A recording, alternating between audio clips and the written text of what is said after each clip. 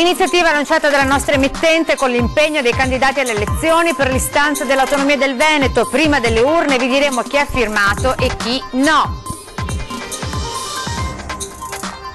A Roma lotteremo per l'autonomia della regione, la promessa dei candidati veneziani di Noi con l'Italia, da Zanetti, frecciate all'alleato del Carroccio.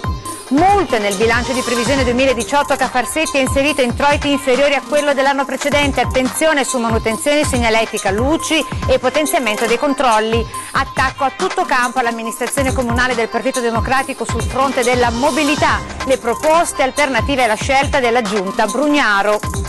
Ci sentiamo abbandonati, trattano questa via come una secondaria, mentre a pochi passi dal centro la protesta dei residenti di via Mestrina a Mestre.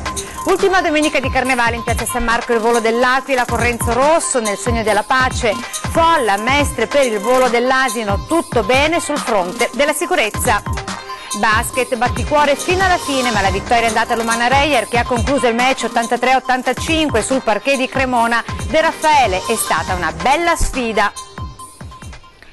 Ben ritrovati con i nostri notiziari, edizione di Venezia. In apertura l'avete sentito dai titoli, continuiamo a presentarvi le forze politiche che chiedono il voto dei veneziani alle elezioni del 4 marzo. È il turno di Noi con l'Italia, la cosiddetta quarta gamba del centrodestra. Allora sentiamo quali le promesse. Volete sapere chi sono i candidati che una volta eletti alla Camera o al Senato lotteranno per l'autonomia del Veneto? Ve lo diremo noi pubblicando l'elenco di coloro che hanno firmato un documento per sostenere questa battaglia e di quanti non lo hanno fatto. 2.300.000 veneti che hanno votato sia al referendum per l'autonomia del 22 ottobre scorso hanno diritto di sapere chi sono i candidati che in Parlamento si batteranno per l'autonomia, non con le parole ma con i fatti, perché noi siamo sempre dalla parte dei veneti che chiedono più libertà. Naturalmente questo era l'editoriale del nostro direttore Luigi Bacialli in merito all'iniziativa lanciata dalla nostra emittente. E adesso invece, come anticipato, le promesse di Noi con l'Italia. I cittadini ci chiedono meno tasse, più sicurezza, più attenzione alle famiglie e alle politiche sociali e sanitarie e, per quanto ci riguarda da veneti, più autonomia e quindi far sì che quello che è stato l'obiettivo di milioni di veneti che hanno votato a un'autonomia della nostra regione a portarlo a casa con le 23 materie, come in questi giorni lo stesso Presidente della Regione sta chiaramente combattendo e trattando con lo Stato italiano. Promettono di lottare in Parlamento per l'autonomia della regione i candidati veneziani di Noi con l'Italia, la cosiddetta quarta gamba del centrodestra.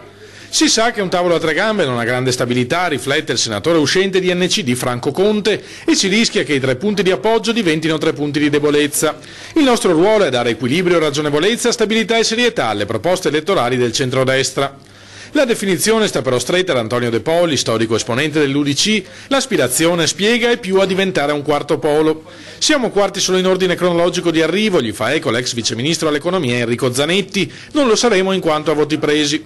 La formazione centrista si presenta con un programma moderato e liberale, promettendo attenzione alle piccole e medie imprese, sburocratizzazione, tagli delle tasse e incentivi alle aziende, e non rinuncia a lanciare qualche frecciata all'alleato leghista. Noi siamo pienamente convinti di come il Paese oggi voglia credibilità sul fronte della sicurezza, del contrasto all'immigrazione clandestina, della riduzione della pressione fiscale, della riduzione della burocrazia sulle nostre imprese, tutte cose per cui è più credibile il centrodestra, e per questo noi siamo nel centrodestra. Poi chi oltre a queste cose vuole anche meno anti-europeismo cialtrone, nel centrodestra sceglie Noi con l'Italia. E adesso la cronaca con i forti disagi registrati questa mattina lungo la A4, appunto in un incidente verificatosi tra Padova e Venezia. Un incidente tra un mezzo pesante con perdita parziale del carico di granaglie e 2 automobili è bloccato questa mattina l'autostrada A4 tra Venezia e Padova in direzione Milano, provocando una coda che in un orario caratterizzato da un traffico intenso ha raggiunto i 10 km. Da un primo riscontro le persone coinvolte non sembrano aver riportato conseguenze. Le conseguenze sono state invece per la circolazione, visto che per le operazioni di soccorso si poteva transitare esclusivamente in corsia d'emergenza, un'ora più tardi solo in prima corsia. E adesso torniamo a Venezia con il bilancio di previsione 2018 di Cafarsetti, con l'amministrazione comunale che ha inserito introiti inferiori a quello dell'anno precedente per quanto riguarda, pensate un po', le multe. Attenzione focalizzata su manutenzioni, segnaletica, luci e potenziamento dei controlli.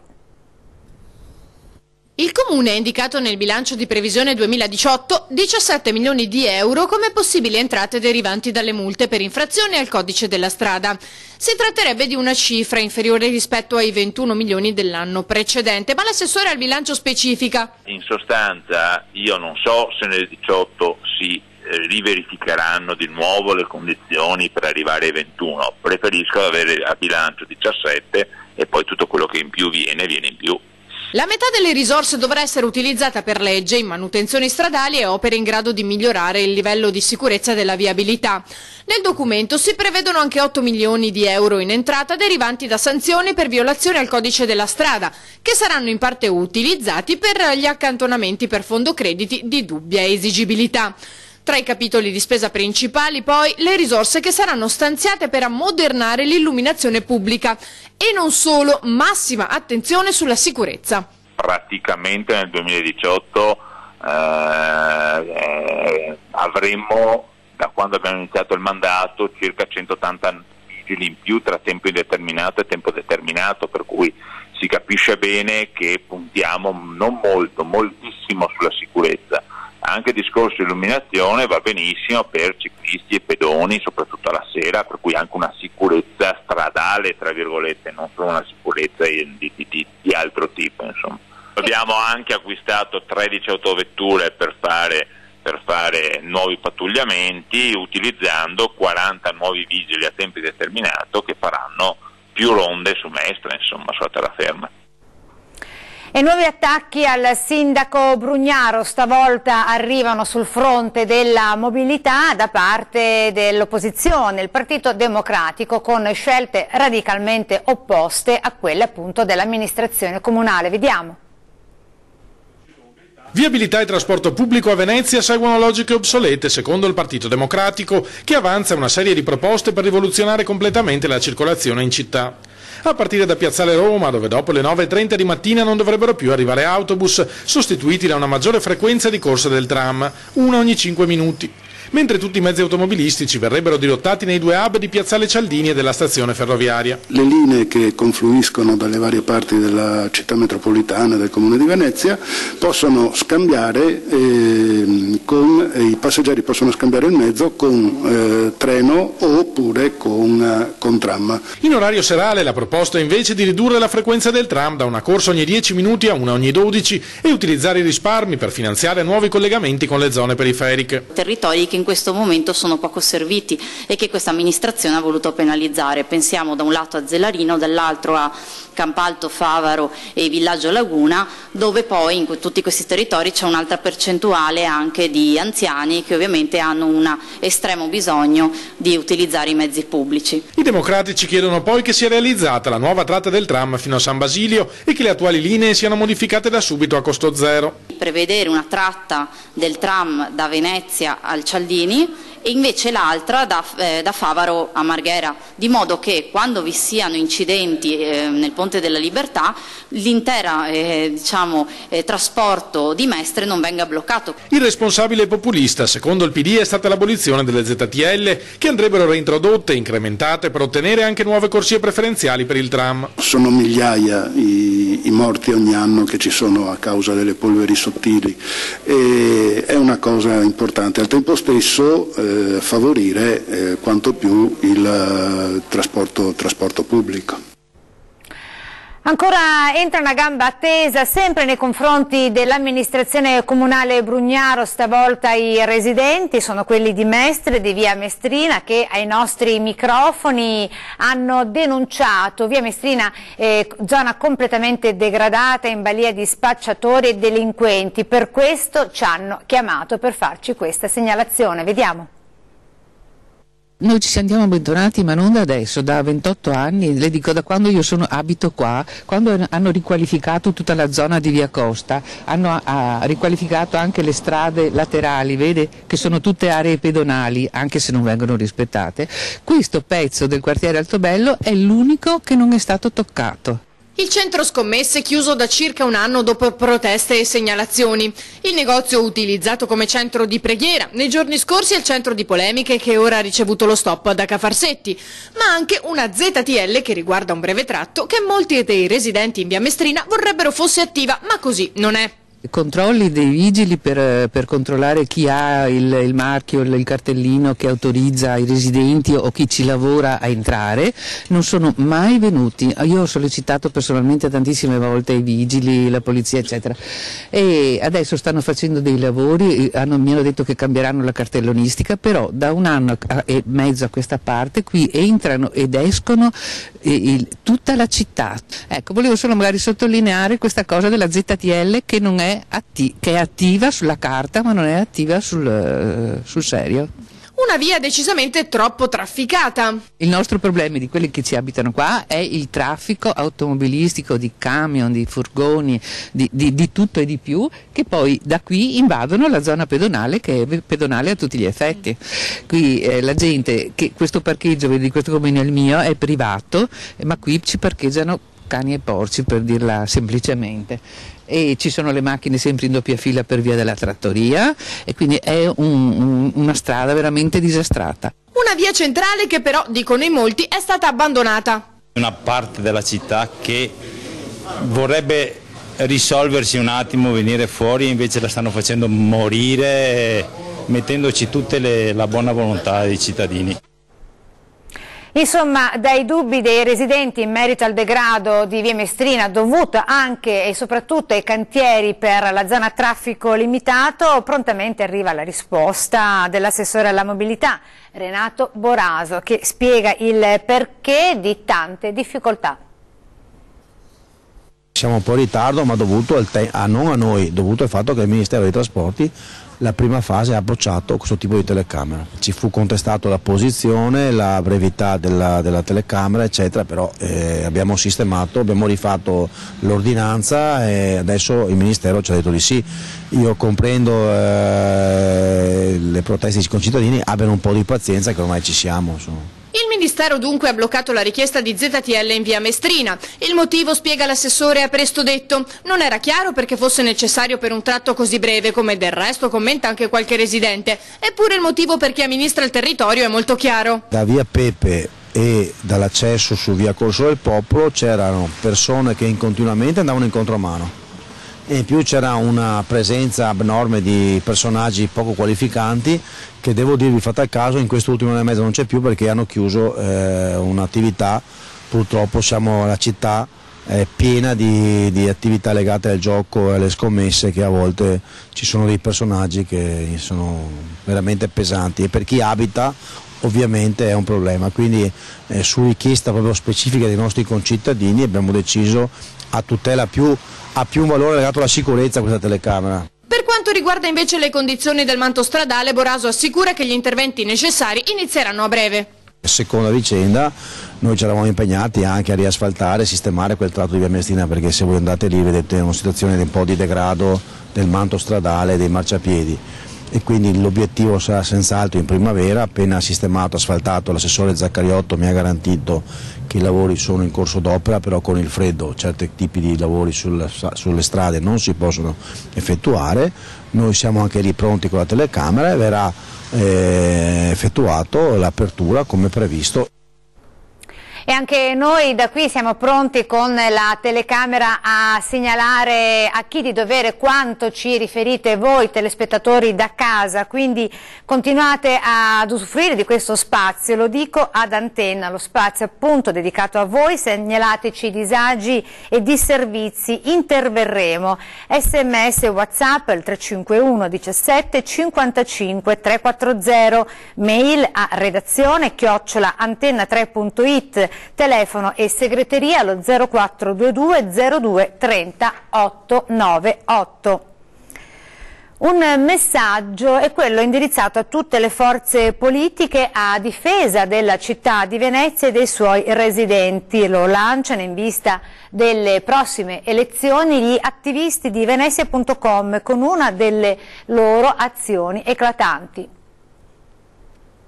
Blitz carnevalesco dei militanti di Venezia.com in campo San Giacometto, ai piedi del ponte di Rialto. Indossando una tradizionale maschera veneziana, un portavoce dell'associazione è salito sulla statua del Gobbo, tradizionale punto d'arrivo del Calvario dei condannati alla fustigazione della Repubblica Serenissima, per lanciare un appello ai candidati parlamentari alle elezioni del 4 marzo.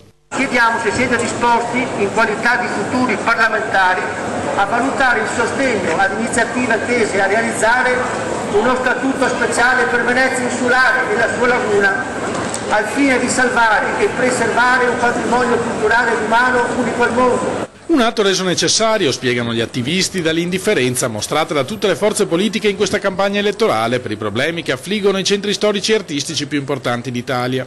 Nei programmi e negli annunci dei partiti che si presenteranno alle prossime elezioni politiche del 4 marzo non abbiamo trovato nessun riferimento a delle tematiche a noi care come la residenzialità, la difesa del tessuto socio-economico, della cultura, dei centri italiani storici. Vanno intraprese azioni immediate, sostengono da Venezia.com, per salvare e preservare un patrimonio culturale e umano unico al mondo. Confidiamo in una veloce risposta alle nostre istanze perché Venezia non può più aspettare. Veneto, the land of Venice, questo lo slogan, il nuovo logo presentato oggi ufficialmente alla Borsa Internazionale del Turismo e che andrà a sostituire il precedente slogan tra la terra e il cielo.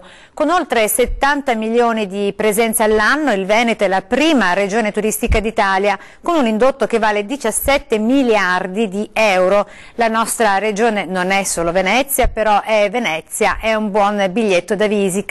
Ha sottolineato così, con queste parole, il governatore della regione Veneto, Luca Zaia, alla presentazione del nuovo marchio.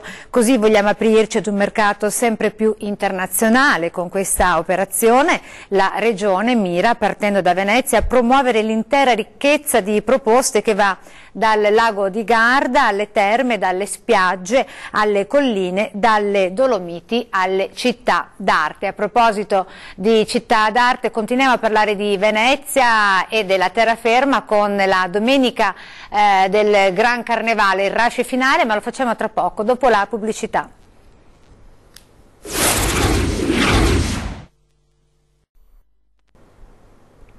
Ben ritrovati con l'edizione veneziana dei nostri telegiornali. Vi abbiamo anticipato il tema del carnevale con il rush finale di ieri, domenica, e allora vediamo cosa è successo in quel di Venezia e in terraferma a Mestre.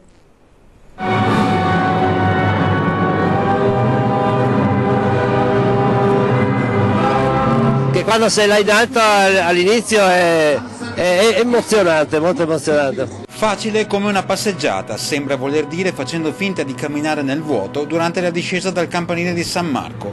Lui è Renzo Rosso, l'imprenditore vicentino innamorato di Venezia, protagonista del volo dell'Aquila di ieri.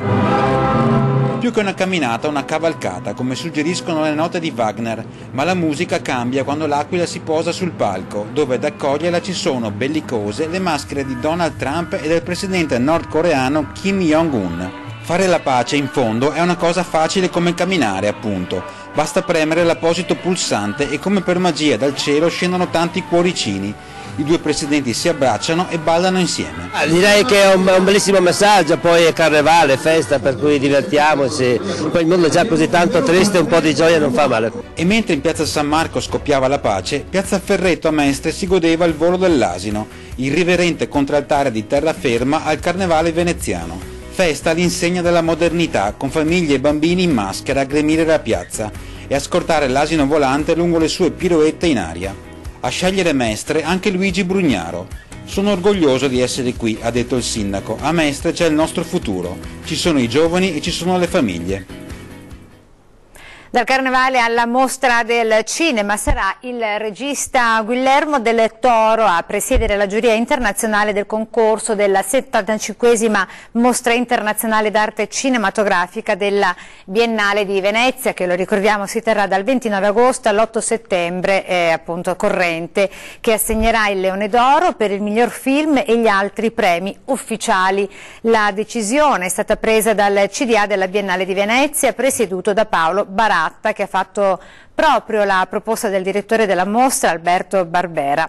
Il regista messicano ha vinto nel 2017 il Leone d'Oro con La forma dell'acqua, pluricandidato agli Oscar. Guillermo del Toro, nell'accettare la proposta, ha dichiarato che essere presidente a Venezia è un onore immenso e una responsabilità che accetta con grande rispetto e gratitudine. E adesso la pagina dello sport dedicata al basket, con il batticuore vissuto fino alla fine dai veneziani della Reyer, ma la vittoria è andata appunto all'Umana Reyer. Tutti i particolari. 83-85. Dopo la delusione in Champions League, l'Umana Reyer ha voltato pagina, dando prova di solidità sul parquet della Vanoli Cremona. Abbiamo giocato una partita molto solida su un campo difficile contro un'ottima squadra che specialmente in casa esalta molto le proprie caratteristiche offensive tipiche delle squadre di Meo. Credo che siamo stati bravi in alcuni frangenti a non disunirci quando l'inerzia era girata nelle mani di Cremona, e invece siamo stati bravi nel girarla giocando in maniera molto consistente tante volte la palla in pivot basso, sfruttando poi bene le collaborazioni tra i lunghi. Una partita entusiasmante dall'inizio alla fine e che ha lasciato i tifosi col fiato sospeso fino all'ultimo. Una vittoria alla fine dei 40 minuti meritata, importante perché fuori casa, perché contro una squadra, ripeto, di qualità, e quindi adesso credo che non ci sia miglior viatico per poter arrivare alla Coppa Italia. È tutto per questa edizione veneziana dei nostri telegiornali. Vi lascio alle previsioni del tempo. Arrivederci.